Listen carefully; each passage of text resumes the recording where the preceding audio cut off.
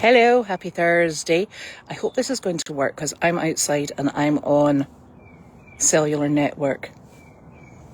I thought I'd take a bit of a risk on a Thursday. If it drops, I don't know quite what connection to try next, but giving it a shot. Don't see why not. Sounds like a jolly good idea. Right, so it's been beautiful weather. We have had such a good week, if you like, slightly warmish weather.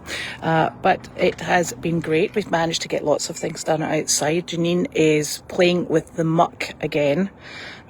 She enjoys that sort of thing. She's got both the truck, the trailer and the tractor involved. So sounds like she's having an absolutely splendid time. What she's going to do is she's going to take back some of the parking pit, and she's going to put some of the composted manure that we have created over the years, layer it down on top of the hard packed stone dust, and then sow grass on it, because I think Janine just has a bit of a thing about sowing grass, and she's hoping to create a bit more grazing space for the equines, which would be just lovely.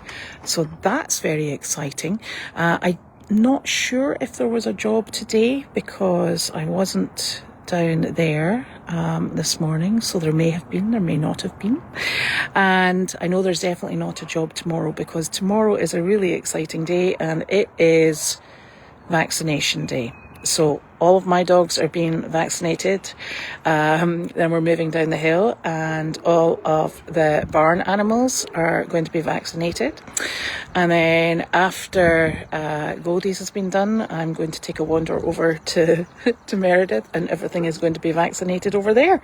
So it is going to be a very busy day and one that really isn't enjoyed by the animals, I must admit. So it's quite something. So I have on here, there will obviously be Janine and I'm not sure who else will be here. I'm hoping Nick will help me with the dogs. We try and get this done really very quickly, so we try to be organised, everybody ready to go. We present them to Dr. Parrott, he vaccinates them, gives them back, and we swap in for another animal. So Nick will help me with the dogs up at the house, I'm hoping. And then I think Janine and I will go down to the barn, and then we will, I'll wander off and I'll go and do Meredith. And we have to do Meredith last because we have quarantine currently on Meredith, so those two animals will be the last ones that are actually vaccinated. So it's going to be all go. And it is going to be another beautiful day because I do check the weather, because there's nothing worse than handling animals that are really not overly excited about having themselves prodded with a needle in the rain. So it looks like it's going to be another good day tomorrow, which will be super. And what else is happening? I did try and see if Carleen wanted to come to Mail Chat, because I finished all my chores on the other farm and I'm back now, and I thought maybe Carleen and I could sit in the golf cart and do Mail Chat, but Justin was cooking her burger on the barbecue and I said, how long is that burger going to take? And he said about 10 minutes. I said, so there's no time to grab Carleen for Mail Chat? And he said no, and he said, and also she's hangry. He said, so don't bother. I was like, okay. So I just wandered up the hill on my lonesome. Seriously, it's very difficult when you've got nobody to hang out with. So that's the state of affairs with Carleen. So she's quite happy. I think she's going to be having something very tasty. It looked like cheeseburger on the grill, so that sounded quite delicious. And what else is happening? I think maybe Betsy and Michelle went out riding today on the two horses, so that's good. That gets them out and about. And I have been trying to tidy. It's really not in my genes, to be honest with you. It's something that I find desperately awful, and any excuse to find something else to go and do, I do it. I'd rather be fiddling around in a barn in a muck heap than tidying. It's a terrible affliction, I can tell you. It's really awful. But I've decided that I think the way forward in life is to simplify things. At which point that means I need to clear out the basement, clear out all the storage that I've never used, clear out the clothes that I'm hoping that I might just use at some point but never will. Because let's face it, I live in barn clothes. And in fact, I have a terrible, terrible time if I have to go somewhere that is not barn clothes suitable, because it's the footwear, because your feet, the soles of your shoes and your boots always absorb the barn smells. It's a terrible thing, so it's quite a struggle. So I'm going to try and adapt what I have and get things organised, and then my life will become easy breezy, allegedly. And I'm going to stop reading posts on Facebook about easy breezy lives, because you're so organised and you're not cluttered, but I'm cluttered at the moment, so I'm going to try and get that sorted. What else have we been doing? So that's really what we're doing. We're trying to work outside the house as well, get the chickens moved. I'm hoping the chickens will go into the same barn, the Deagle house, that the goats are in. And that means that they can be out with the goats during the day. The fox is absolutely rampant at the moment, and my chickens are not going out until mid-morning, because the fox is strolling up and down the driveway. So I'm trying everything I can possibly do to keep my chickens in the best of health and alive. So so we're going to strip out the Deagle house and convert half of it for, well, in fact, it's not half of it. The goats have sort of like 2/3 of it, so the chickens will have 1/3 of it, and that means that they can go out. And who knows, maybe the goats would protect the chickens from the fox. Either that, they'd offer them up as a sacrifice. I'm not sure which it would be. So that's another project that I've got on the go. And so lots of things to keep us busy, honestly. And I'm teaching Sophie to drive. Doesn't she love it? Oh, she's very good with Nick. But I'm a bit more reading the road and predicting things. And it's maybe a clash of personalities. So I think she prefers driving with Nick, shall we say. Right, let me have a looky-see at these questions, if there are any questions.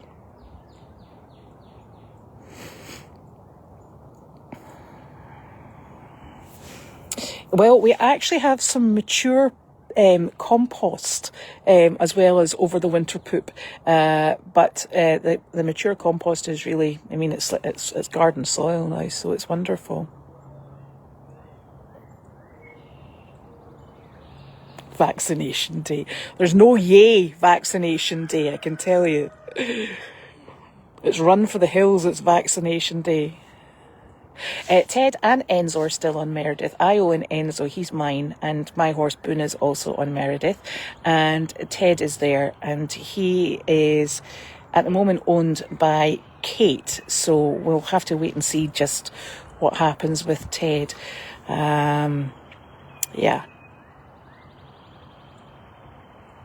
Yes, you probably will be able to watch the vet for some part. It'll either be in the arena or in the courtyard. So one of those two cameras, I would think. Depends on where he decides to set up. Oh, thank you, Hilda. That's very kind.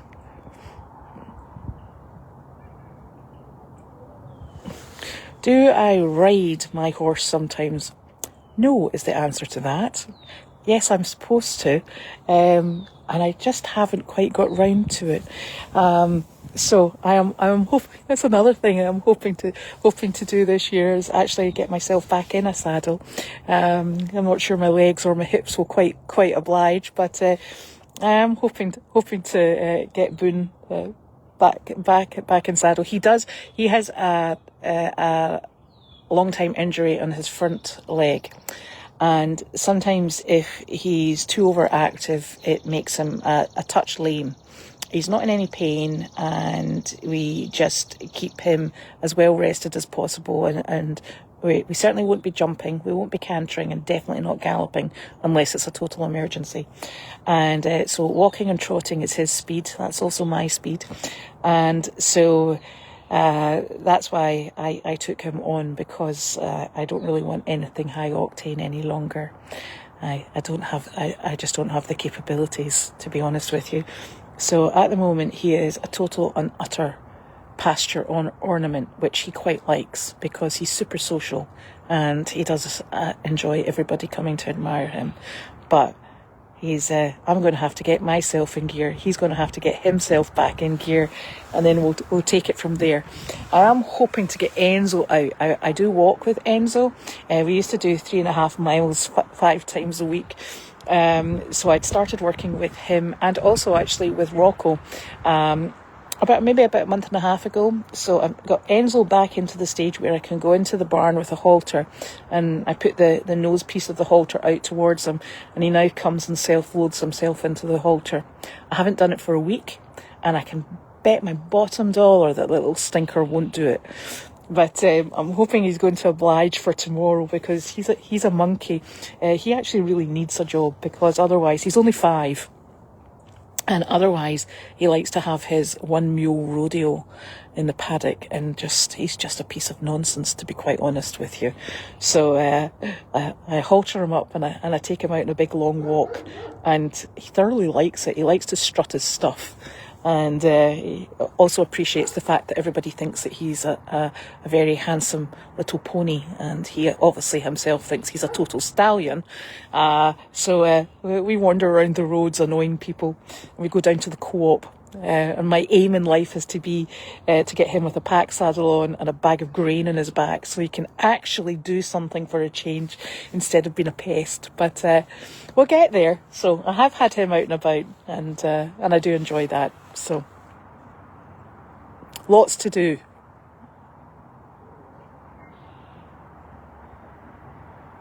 I'm still looking at these questions. Yeah, I'm still at the mess. In fact, I think actually, Carol, what happens with me is it's not a case of I make more mess. It's a case of I can't get started because there's so much mess. It's I find it quite distressing.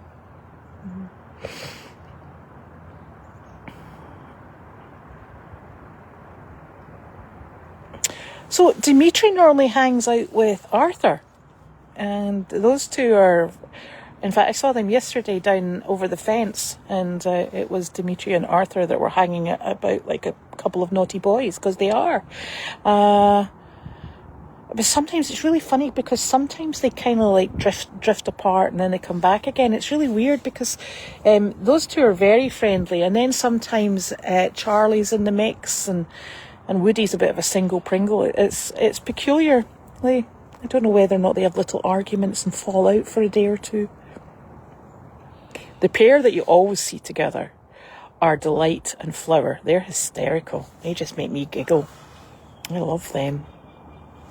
Sophia's not learning stick shift. I have suggested that, but she was rather unimpressed. We actually, with our son, we taught him stick shift, because I do think it teaches you to listen to the engine, because when you're changing gears, the engine very definitely, by how much it's labouring, it does tell you that you either need to go up a gear, down a gear, or so it gives you more of an understanding, I think, of how taxed the car is. But no, she's on an automatic.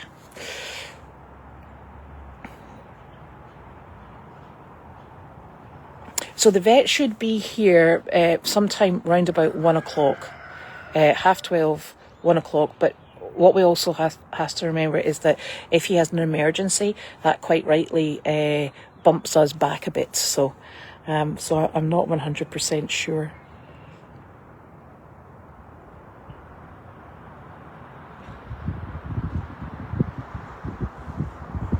Yes, Carlene's door was fixed. I think it's been fixed for a while, which is good, because the animals were just going for a wander.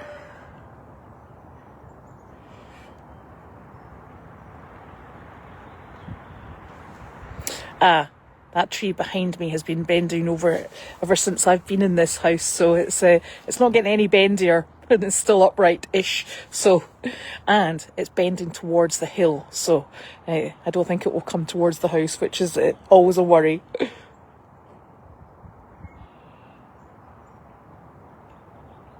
I learnt stick, and I thought it was the only thing that you could really learn when I was learning. So, of course I learnt it. I do think it's a good skill to have, though. I think it's just a different type of driving. I remember when we bought a Subaru for my son as his first car, and it was a stick shift because he'd wanted a stick shift. And when we went to pick it up, I thought he would maybe drive home, and he said to me, actually, I would rather if you would drive home. I thought, I haven't driven stick shift in years, so I had to drive home. And it's very funny because you forget about if you don't get your correct biting point, you can actually stall your car. And it's not the fact that you stall your car, it's the fact that so many people nowadays have no idea how a stick shift operates. So if you stall your car, people will just think you've stopped and you just need to press the accelerator. Instead, you have to take that extra couple of steps of, putting it into neutral, restarting the engine, getting the gear and getting your biting point and taking off again. So, yeah. I think that's the sort of thing that you forget about. Whereas I know when I was learning to drive, if you stalled the car, everybody would be like, "Oh, learner driver." And also in the UK, you have this phenomenal white square with a big red L on it that signifies that you're a learner driver. And then I think now what they do is once you've passed your test, I think for the first number of months, maybe it's even a year, they put a white square with a green coloured P on it to say that you're a new driver, you've just passed your test. So I think that gives people a degree of tolerance and understanding if you're not quite moving at the speed. I've been out driving in Linebrook Road with Sophie, and we've had people try to overtake us on the bends. They drive up behind her, they flash their lights, they're so aggressive, and she's driving at the speed limit with the correct road placement. And she says, "What do I do?" And I said, well, unfortunately, you can't pull over to let these people go because there's no pulling overside there's no space at the side, it drops down. So we're just keeping going, and it's quite something. So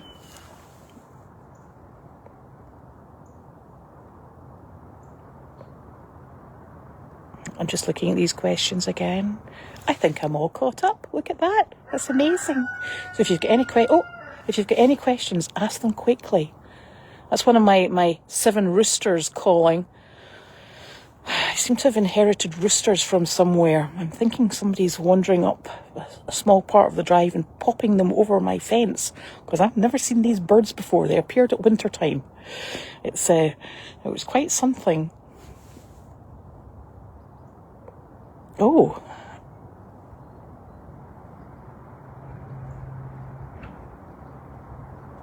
Here's a question.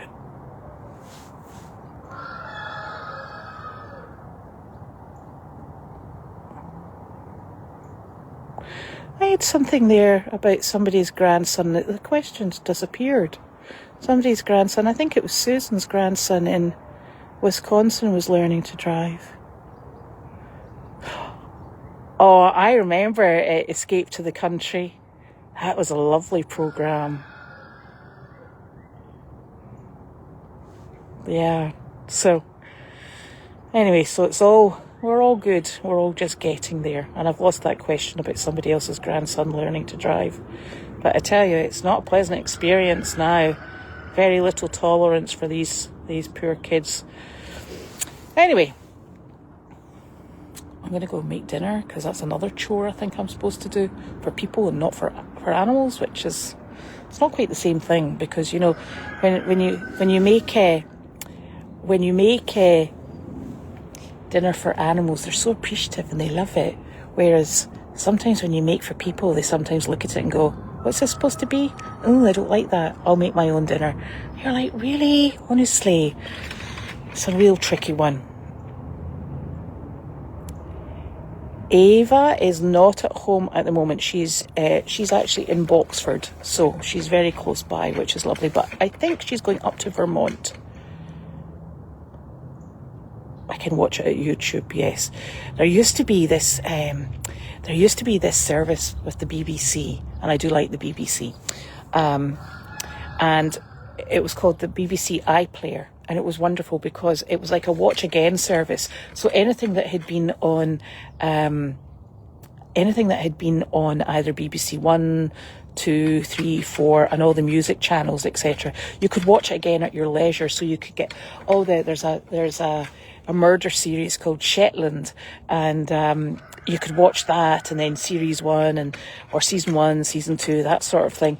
The problem is you can't get it if you're in the United States. And I used to use the iPlayer all the time, and it's a service that they won't. And I think it's probably because we pay a television tax.